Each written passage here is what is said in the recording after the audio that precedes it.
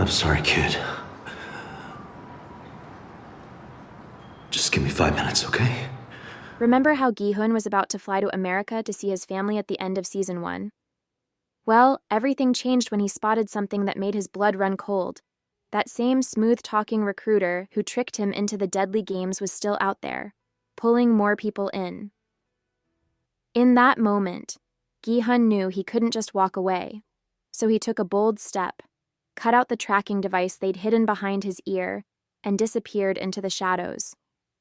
He had a new mission now: to find the people who put him and so many others through hell, and make them pay. Within 2 years, he's presiding over a massive search operation that he runs from a motel he bought and took over as his seedy private residence. He really did win that money, keep in mind.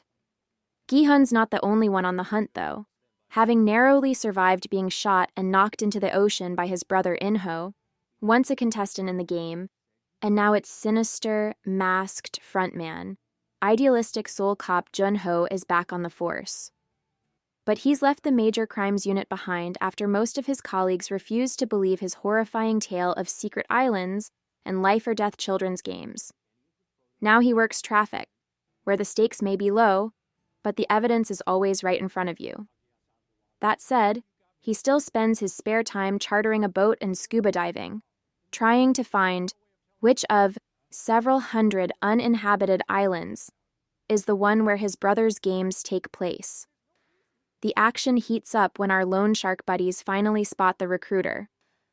They follow him, calling in reports to Gi-hun, who tries to join them. Unfortunately, he gets pulled over for speeding by, you guessed it, Jun-ho and his rookie partner. It's not until afterwards that Jun-ho connects the name to the face. He'd seen Gi-hun on the mainland during the brief break the contestants were given near the start of season 1, and also saw him while posing as a pink guard on the island. If Gi-hun got off the island, maybe he can get Jun-ho back onto it. The loan sharks, meanwhile, watch the recruiter cruelly taunt a series of homeless people by offering them a choice of either bread or a lottery ticket. Almost all of the poor people choose the latter, and none of them win. The recruiter then takes the bread and stomps all over it, virtually shrieking with manic energy. The recruiter's sadism is showcased even further after he gets the jump on his pursuers. Mr. Kim and Woo-seok awaken to find themselves with dog-bone BDSM gags in their mouths and their limbs tied to chairs. The recruiter forces them to play a combination of rock, paper, scissors, expert edition, and Russian roulette, while blasting Nessun Dorma on the record player. Squid Game is innovative in many respects. Giving its villains ironically classy musical taste is not one of them. When Woo-seok makes a stupid error, Mr. Kim can win the game easily, but he refuses to keep playing, sacrificing his own life for that of his employee. You don't expect that kind of selflessness from that kind of character, but that's this show's strength. However they seem on the surface, Squid Game characters are rarely just stock types. Even the recruiter, whose sadism is a bit seen it before, does that weird, almost giggly shrieking when he stomps on the bread. He's not completely cold-blooded.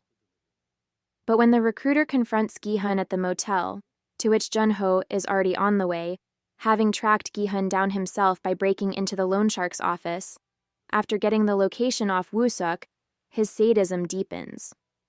He ups the ante on the Russian roulette, filling 5 chambers and leaving one empty instead of the other way around. Gi-hun, who is very clearly completely traumatized by his time in the game, goes along with it all the way to the end. Why?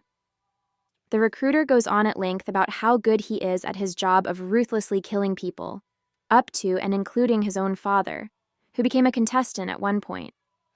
He believes others, like Gi-hun, like the unhoused folks from the bread and lottery game that gave the episode its title, like anyone else unfortunate enough to get in the kind of debt that lands you in the game, is trash. They're useless and better off disposed with. The recruiter argues that if either of the cheated, that would prove his point, and apparently Gi-hun agrees. So when Gi-hun wins fair and square, the recruiter is true to his ideals. He blows his own brains out, ending the episode.